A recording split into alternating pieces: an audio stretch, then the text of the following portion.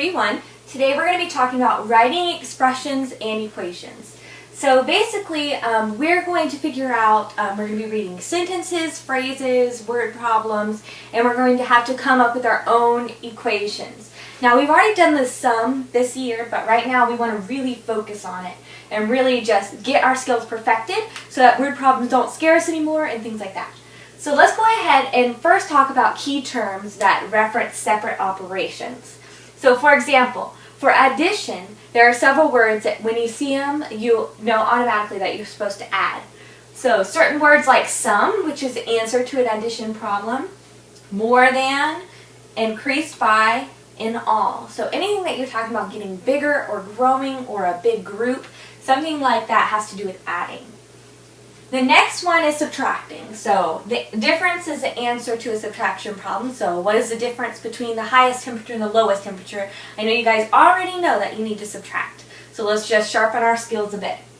Also, less than, less, decreased by. Anytime anything is getting smaller, going from something bigger, getting smaller, we're talking about subtraction.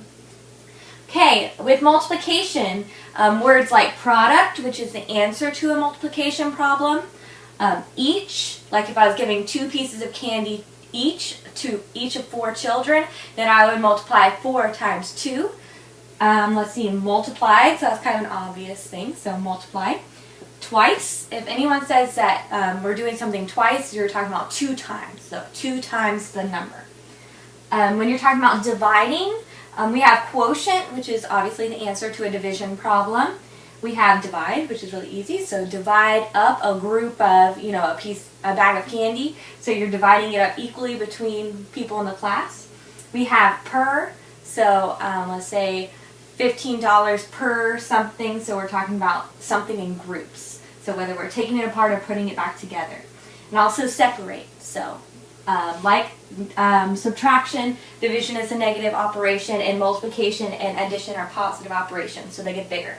So let's go ahead and use these terms to be able to pick out to be able to create our own math expressions and equations. Alright, let's look at some of these examples. So we have our word form, we're going to put it in mathy form. So let's see, we have a number increased by 8. So first and foremost, I see the word increased. So I know I'm going to be adding here. And then we have a number. So anytime it says a number or several of these or some of these, that means that we don't know what the number is. So we're going to have to pick a variable. And it can be any variable you want. Sometimes we like to choose variables that kind of go along to what we're solving for so that we remember what we're solving for. So if we're solving for however many cars we have, maybe you'd want to put a C as your variable just to remind you that you're solving for cars. But really it doesn't matter what variable you choose. So I'm going to just choose X. So x plus, now what am I adding to x? We have 8. So x plus 8. So this is our final. And remember, this is an expression because we don't have an equal sign, so it's not an equation. So this is our expression for this phrase. Alright, example number 2. It says 9 less than a number equals 24. So let's break it apart word by word. So first of all, we have 9. We're talking about less, so we're subtracting. So we are subtracting. Then a number, so we need to choose a variable. And then equals, so that means it's going to equal 24. So what equals 24? Now we have 9 less than a number.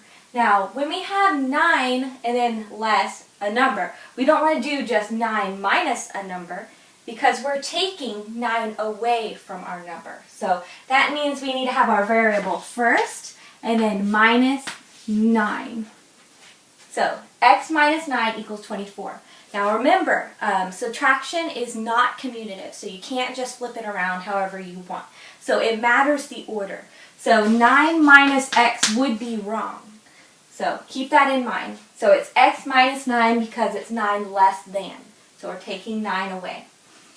Okay, let's go ahead and read example number 3. We have twice the number of miles is 18. So we have twice. So if you remember, that means 2 times. So we're multiplying 2 by something. Twice the number of miles is, so is means equals 18. So we have 2 times a number, so we have 2 times a variable. And since multiplication is commutative, it doesn't matter what order our variable and number is. So we can just do 2x equals 18, and that will be our equation. It's an equation because we have an equal sign, not an expression. Okay, number 4 is a little bit longer. Let's see if we can figure it out. Say Mark had several baseball cards. He sold 15 of the cards, and 46 were left.